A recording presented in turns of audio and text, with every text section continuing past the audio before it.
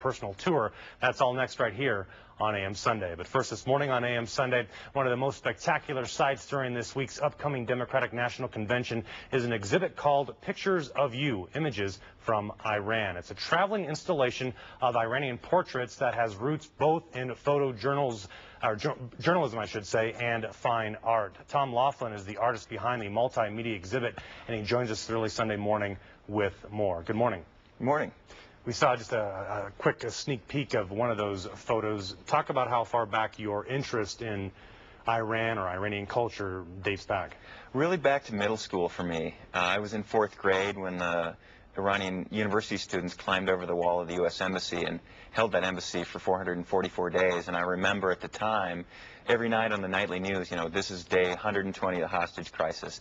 And it got me interested. I mean, I just started wondering as a kid, if college students in the U.S. can barely make it to class, why do college students in Iran want to take a stand like this? What is it? What's motivating them? Where does that come from? And in answering that question for myself, I learned so much about Iranian culture and learned about how much Iranian and American culture has in common. More, I think, than we have that separates us. Yeah, what an opportunity to see another culture. You've actually been to Iran a number of times. I have. In the last year and a half, I've been there 3 times. Stay as long as they'll let me. It's an amazing place to visit. First thing that struck you the very first time you got there that you said, wow, I never thought it would be like this, or it's exactly what I thought it would be like? It was complete. Even having studied about Iran, even having tried to educate myself, I couldn't believe I mean, the warmth of the reception that I had there, I couldn't believe just as an example, the university kids were some of the kids I was interested in meeting because of what I'd learned about them in middle school and high school. There are women studying hard sciences. There are university kids that are looking to the West as an example of the freedoms that they'd like to enjoy. They're so happy to meet Americans, so happy to see an American taking interest in their country for some fairly obvious reasons. Some of your work that meeting because of what I'd learned about them in middle school and high school. There are women studying hard sciences. There are university kids that are looking to the West as an example of the freedoms that they'd like to enjoy.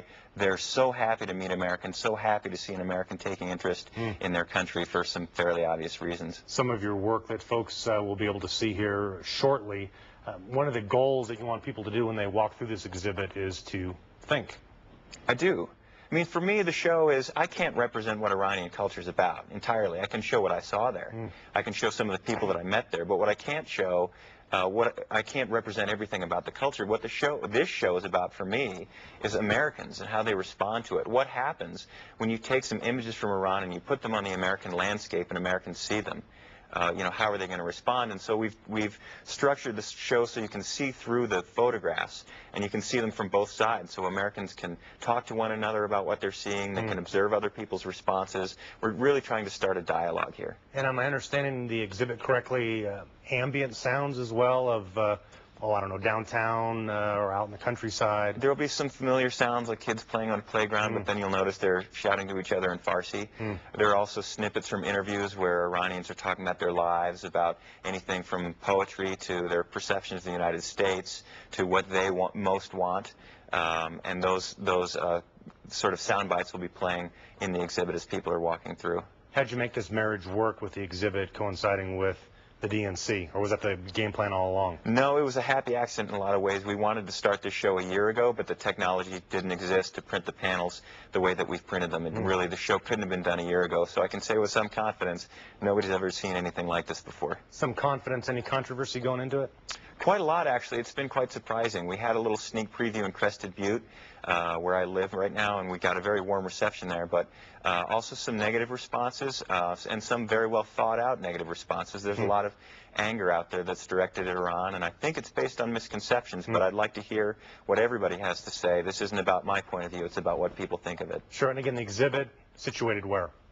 The exhibit will be in Civic Center Park on Monday and Tuesday, the 25th and 26th, during the convention. It's free. It's open to the public. Come on down. There's also going to be some music going on in the park at the same time, and it's a free speech zone, so it'll be a very interesting venue. How often will you be down there Monday and Tuesday that folks will be able to interact with you, ask you a question about your perspective, what you saw, what you heard, what you felt? I'll be down there most of the time. As long as there's a Starbucks nearby, I'll be on my feet trying to interact with people. Yeah, I asked you a little bit earlier what was one of the first things that struck you when you first went to Iran. What's one thing that you'd like folks to know, perhaps about the country, that, again, is a misconception about the culture back there?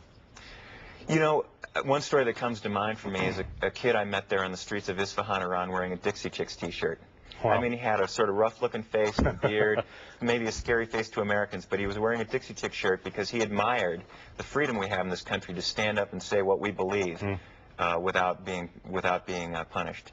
Again, pictures of you, images of Iran, both Monday and Tuesday, Civic Center Park. Again, hours? Are there certain hours? Yeah, our permit lasts from, I believe it's 8 a.m. to 11 p.m. The show will be great from around sunset on. There are lights on at night. I think it'll be quite a spectacle during the evening, but people are free to come by anytime during the day as well. Good stuff. Tom Laughlin, appreciate your time this morning, and very interesting photos and images, and we look forward to seeing it both tomorrow and Tuesday. Appreciate it. Thank you. You're very welcome. Well, when AM Sunday does return, the MDA's annual Labor Day telethon begins 1 week from today. We'll have a special guest and a preview of how you can help Jerry's kids.